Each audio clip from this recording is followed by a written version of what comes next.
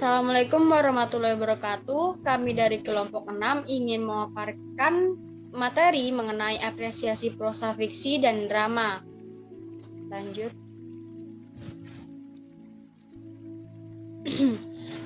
Nama saya Dwinanda Kusumani Tias dengan nomor induk mahasiswa A11120105 ingin menjelaskan mengenai apa sih apresiasi itu. Nah, apresiasi itu adalah menikmati, menghayati, dan merasakan suatu objek atau karya. Tentunya karya sastra. Nah, mencermati karya dengan mengerti dan peka terhadap segi-segi estetiknya sehingga mampu untuk menikmati dan memaknai karya-karya tersebut dengan semestinya. S.E. Effendi mengungkapkan bahwa apresiasi adalah mengenali karya sehingga menumbuhkan rasa pengertian, penghargaan, kepekaan untuk mencermati kelebihan dan kekurangan sebuah karya tersebut. Kemudian mengapresiasi juga merupakan sebuah usaha untuk mengerti tentang karya dan menjadi peka. Lanjut.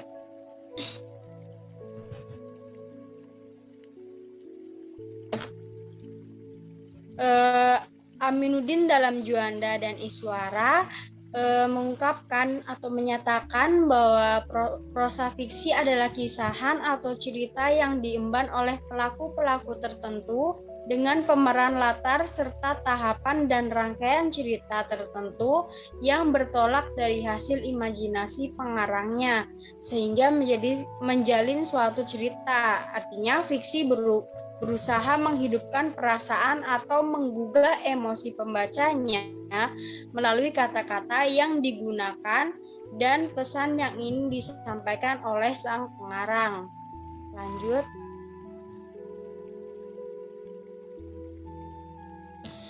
Fiksi adalah karangan berisi kisahan atau cerita yang dibuat berdasarkan khayalan atau imajinasi pengarang.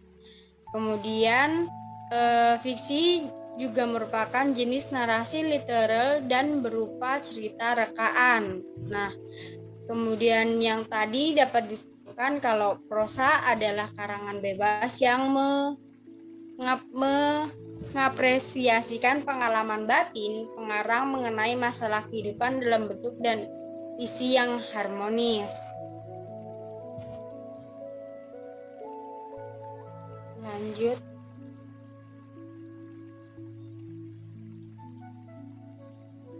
Baiklah, saya Angela Safira, stambuk A11120098 akan melanjutkan materi tentang drama.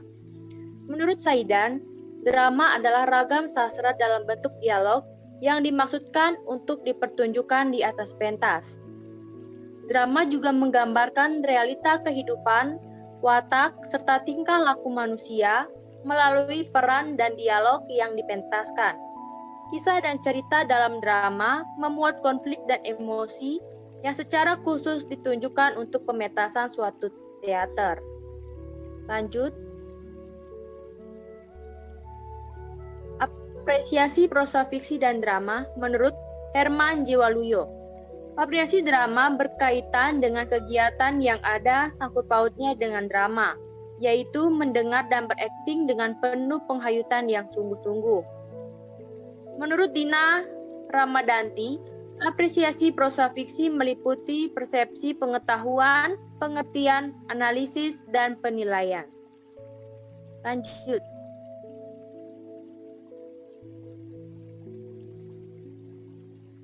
Bentuk-bentuk prosa fiksi ada 4, yaitu cerpen, roman, novel, dan novelet. Cerpen adalah suatu cerita yang melukiskan suatu peristiwa yang menyangkut persoalan jiwa atau kehidupan manusia. Cerpen atau cerita pendek ini merupakan sebuah prosa yang fokus menceritakan satu tokoh dan satu peristiwa secara mendalam. Dan biasanya kisah yang diceritakan tidak lebih dari 10 halaman buku. Selanjutnya roman.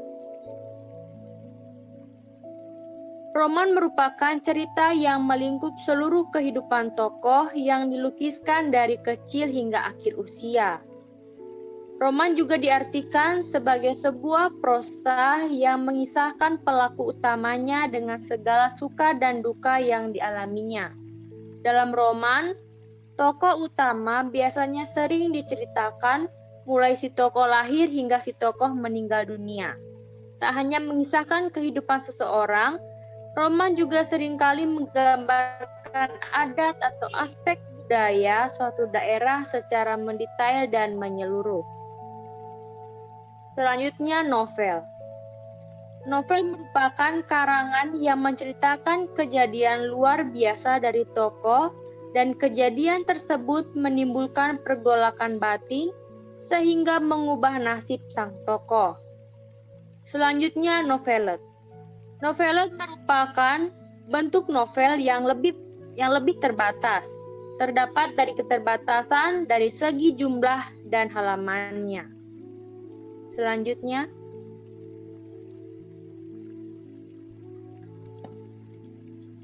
perkenalkan, nama saya Eka Febrianti, stambuk A 1120090. Selanjutnya yaitu prosa modern. Yang pertama, cerpen adalah cerita berbentuk prosa yang pendek. Selanjutnya yang kedua, noveler adalah cerita yang panjangnya lebih panjang dari cerpen, tetapi lebih pendek dari novel. Roman, karangan prosa yang melukiskan perbuatan pelakunya menurut watak dan isi jiwanya. Yang selanjutnya, cerita anak adalah cerita yang mencakup rentang umur pembaca. Yang selanjutnya, novel remaja adalah novel yang ditulis untuk segmen pembaca remaja. Lanjut.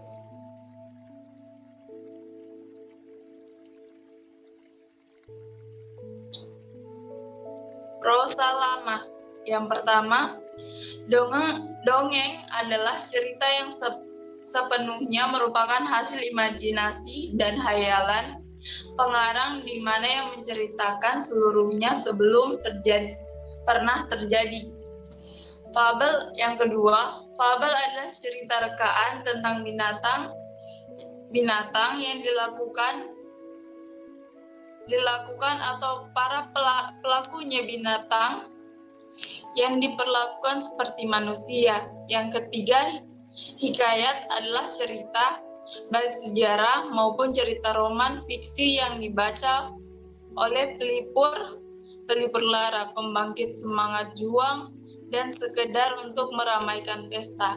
Yang keempat, legenda adalah dongeng tentang suatu kejadian alam, asal-usul suatu tempat, benda, atau kejadian di luar tempat daerah. Yang kelima, mite adalah cerita yang berlatar belakang sejarah atau hal yang sudah dipercayai orang banyak. Cerita tersebut pernah terjadi dan mengandung hal-hal gaib, kesaktian yang luar biasa. Yang keenam, cerita penggeli hati terdapat dalam hampir semua budaya rakyat. Cerita-cerita ini mengandung unsur komedi, omong kosong, kemustahilan, ketololan, dan kedunguan. Tapi biasanya mengandung unsur kritik terhadap perilaku manusia atau masyarakat. Yang ketujuh, cerita perumpamaan adalah dongeng yang mengandung kiasan atau ibarat yang berisi nasihat dan bersifat mendidik. Selanjutnya,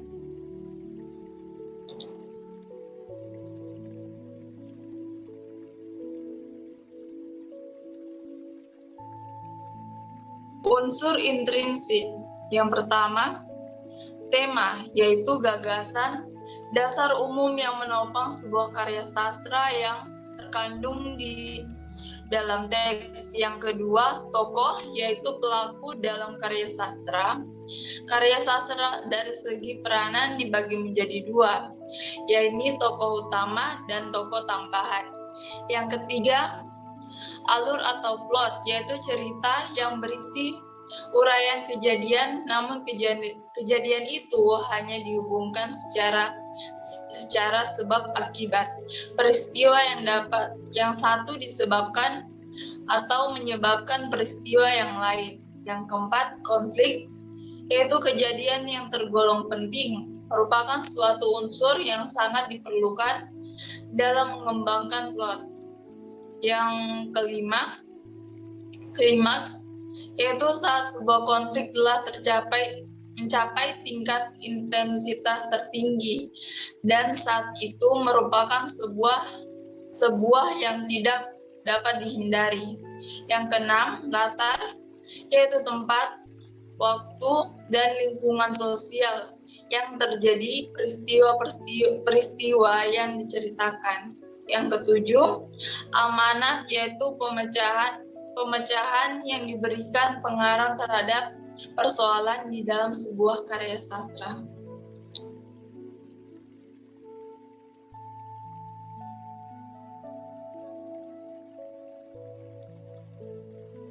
Saya Bella Putri Indriani, Stambuk A 111200089. Lanjut ke unsur ekstrinsik. Unsur ekstrinsik ialah unsur yang membentuk karya sastra dari luar sastra itu sendiri. Secara sederhananya, unsur intrinsik ialah unsur yang mempengaruhi karya sastra dari luar sastra. Ada 4 unsur intrinsik pada prosa fiksi. Yang pertama, keadaan subjektivitas individu pengarang yang memiliki sikap, keyakinan, dan pandangan hidup yang keseluruhan itu akan mempengaruhi karya sastra yang ditulisnya. Contohnya seperti semisal saya seorang sastrawan, maka karya yang akan saya tulis tidak lepas dari sikap, keyakinan, dan pandangan hidup saya. Kedua, psikologi, baik yang berupa psikologi pengarang seperti ekonomi, politik, dan sosial juga akan mempengaruhi karya sastra. Keadaan psikologis ini dapat mempengaruhi karya sastra, semisal tema, alur cerita, bahasa yang digunakan, dan lain-lain.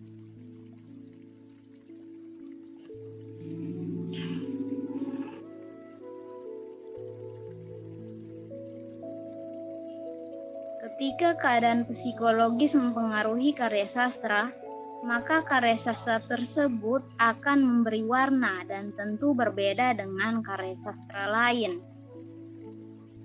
Ketiga, pandangan hidup suatu bangsa, berbagai karya seni lain, dan sebagainya.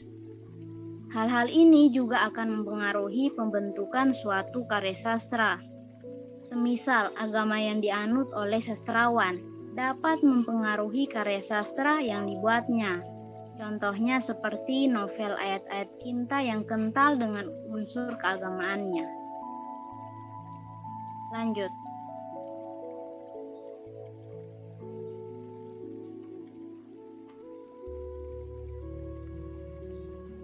Lanjut ke kaidah kebahasaan. Lanjut ke kaidah kebahasaan. Kaidah kebahasaan itu ialah bahasa yang digunakan dalam suatu karya, seperti menjadi pembeda antara karya satu dengan yang lain. Kaidah kebahasaan pada prosa fiksi ada 3. Yang pertama, metafora. Metafora merupakan perumpamaan yang sering digunakan untuk membandingkan sebuah benda atau menggambarkan sifat yang sama. Secara sederhananya, metafora itu perbandingan antara objek satu dengan objek yang lain yang memiliki sifat yang sama, yang penggunaan kalimatnya berbentuk kiasan. Contohnya seperti kalimat angin puting beliung itu membabi buta. Kedua, ada metonimia. merupakan gaya bahasa yang digunakan, kata-kata tertentu dipakai sebagai pengganti kata yang sebenarnya, namun penggunaannya hanya pada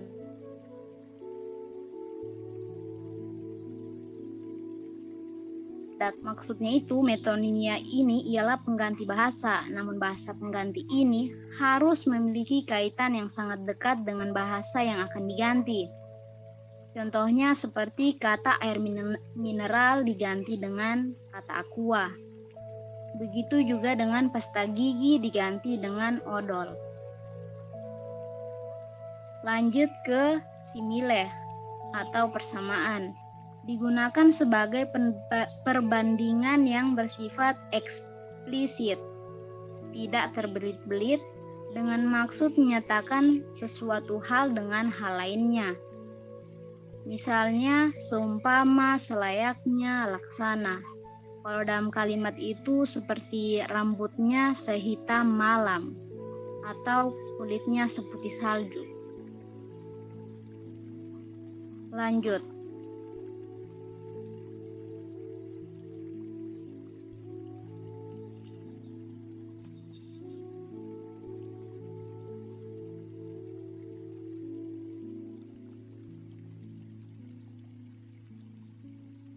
Kemudian terakhir, kaidah kebahasaan pada drama. Menurut Prihatiningsih, terdapat 4 kaidah kebahasaan pada drama, yaitu pertama, kata-kata yang digunakan menunjukkan urutan waktu, dicitrakan dengan kata-kata seperti sebelum, sekarang, setelah itu, mula-mula, kemudian, pada awalnya, dan lain-lain. Kedua, sering menggunakan kata kerja yang mampu menggambarkan sebuah peristiwa. Contohnya kata menyuruh, menobatkan, membuang, menyingkirkan, menghadap, menghantam, dan sebagainya.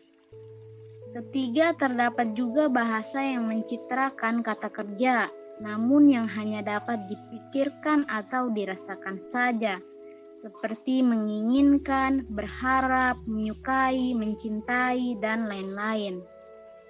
Terakhir, yang keempat, terdapat juga beberapa kata yang digunakan untuk menunjukkan sifat, yaitu kata sifat. Biasanya digunakan untuk menggambarkan sifat, tokoh, tempat, dan suasana. Contoh kata sifat itu seperti kaya, jauh, baik, dan lain-lain. Lanjut.